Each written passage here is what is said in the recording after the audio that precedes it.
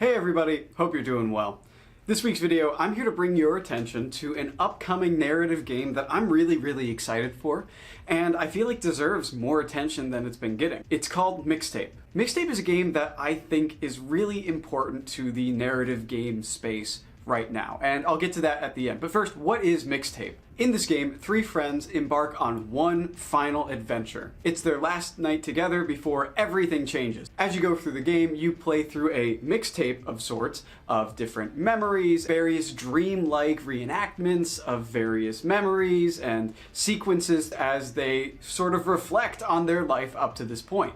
And you get to see these moments that shaped who they are as people, and learn more about them as the night goes on. Now, ultimately, you'll end up at a party, which is going to be their last party together, but the way you get there is really interesting. Skateboarding, flying, and way more. All those things are used to advance the story in all these very interesting and sort of psychedelic ways. And of course, what's a coming-of-age story without a little romance here and there? And it's not called Mixtape for nothing. It has a huge and really good soundtrack. So that's the game. I'm going to talk about some of the stuff I've seen in the trailers, the visuals, the music, that sort of thing, and why I think this game is really important. So first things we have to talk about is the visuals. Watching these trailers, the visuals are incredible. I wouldn't fault you for thinking that this was some really indie animated movie that was going to be coming out at some film festival.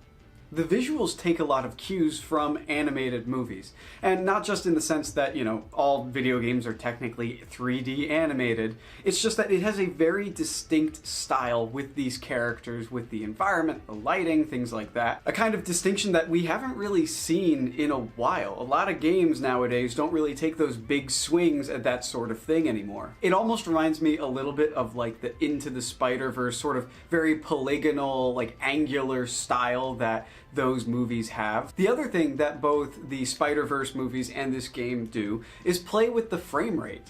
You'll notice that throughout the game, the characters don't move at that perfect, smooth 60 or 30 frames per second that you would expect in a video game. Instead, they move at a lower frame rate, which really helps to enhance that feeling of this being an animated piece of art, rather than just a video game. I think it's something that's very useful because the differences in the frame rate speeds and combining that with some of the more action-packed sequences, I think that's a really great choice. And once again, it's just a very unique looking game. And speaking of it being unique, in one of the interviews I watched, the developer calls it a psychedelic experience. Oh hi, I'm Johnny Galvatron from Beethoven and Dinosaur, here in Melbourne Rock City.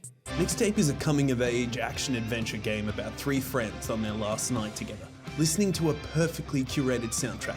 It's a psychedelic retrospective, which I think perfectly encapsulates the way that these memories sort of flow through the story. Because just watching the snippets from the trailers, it looks incredible. It's got all these very interesting ideas that I'm kind of curious how the hell this is all going to work together. And once again, with things working together, they're not afraid to completely change the visual style between the different sections. In some sections, you've got a much smaller aspect ratio. In others, it's a typical. It's just a very unique thing. And I think the goal of that is to really make it feel like a memory. When you look back at your memories, there's a certain lens over them, a certain style almost. And I think this game is aiming to encapsulate that, and so far from what I'm seeing, it's doing a great job. So overall, from what we've seen from the visuals, this is a game that's unafraid to try new things and do everything it can to give you more of the story through its visuals. It's not trying to look photoreal. It's not limiting itself in that way. It's saying,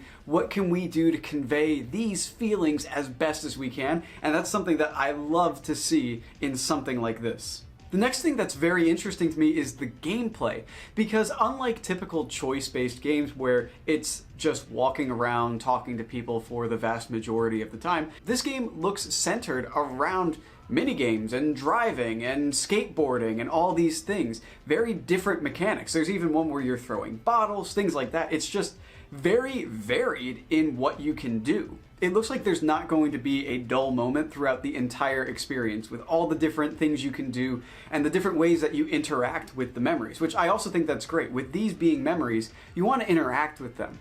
The best way to make the audience care about these characters and about these memories, even though this is the first time we've seen them, is by putting us in their shoes and making us be the ones who create these memories retroactively, so we're more invested later on. Because I think some games kind of miss that point. They just kind of say, yeah, you should care about this character, but they don't really give us a reason why. And by making this experience so hands-on, I think that's going to be very, very helpful in helping us really care about these characters and get invested with them on their final night. Obviously, this is a narrative game. The story is the main focus.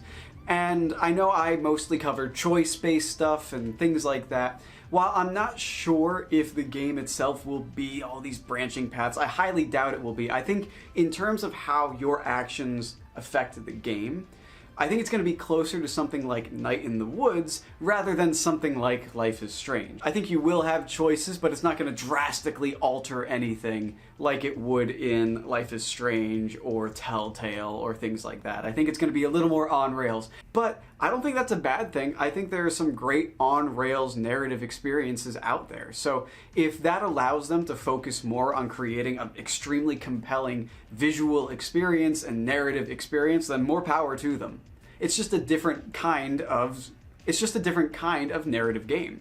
Now, of course, in a game called Mixtape, we have to talk about the music, and I'm just going to read off the list of artists that they have, and according to the developer in an interview I watched, there's more than this. We have music from Devo, Roxy Music, Lush, The Smashing Pumpkins, Iggy Pop, Susie, I think that's how you say that, Susie and the Banshees, Joy Division, The Cure, and many more. Even if everything else about the game sucks, which I don't think it will, but if it did, you would at least get a good playlist out of this game, I feel like. And of course, the music is so important to the experience. And I'm very pleasantly surprised to see how a game made by a relatively unknown studio, a new IP, is able to get all these different artists involved and get the music involved. I think that's a really great thing. Now, why is this important? Why am I talking about this game right now? Now, of course, we're only a couple weeks removed from the release of Life is Strange Reunion, and I think it's safe to say that in the current space of narrative games, Life is Strange is probably the biggest name there. Because Telltale isn't really around as much and things like that, I just feel like Life is Strange is the big name in that space right now. And while I enjoyed Reunion, and while many people enjoyed Reunion, of course, it's getting somewhat mixed reviews, and of course, Double Exposure and its performance obviously didn't help the brand as a whole. And I think that series like these, series like Lost Records and Mixtape, are going to be really important to keeping this part of gaming alive, especially as the industry moves towards these free live service games more and AI-related content and all that crap. I think having these very heartfelt, lower budget experiences out there in the world being made and being enjoyed by people is such an important thing to gaming as a whole. And I also think this game tackles problems that narrative games today face, that the gameplay can feel sort of stale at times, that it's just walking around and talking simulator. This game, adding the various different mechanics and mini games, kind of tackles that problem head on and aims to make it a more engaging experience for those who may not be accustomed to the sort of narrative experiences. And so those things together are why I feel that this game is important to talk about, and why I think this game is worth your attention and worth your time. This is not a sponsorship or anything like that. I'm just very taken with this game and the style and the thing that it's going for with its experience. And it's something that I will be playing and I will be covering. I'm very excited for it. And like I said, I think it's good for the industry that games like these succeed, and that it's not just the same known IPs and that sort of thing. And currently, this game is slated to release on May 7th, 2026, and it's already in my wish list. I think you can get it on just about every platform. I'll put something up here if I'm incorrect. So overall, have you heard of Mixtape before this video? Are you excited for it? Please let me know in the comments below. Let me know what you think. Are you going to be playing it? That kind of thing. I know I certainly will be. So thank you guys so much for watching. I appreciate every single one of you, and I hope you have a good morning or evening or, whatever.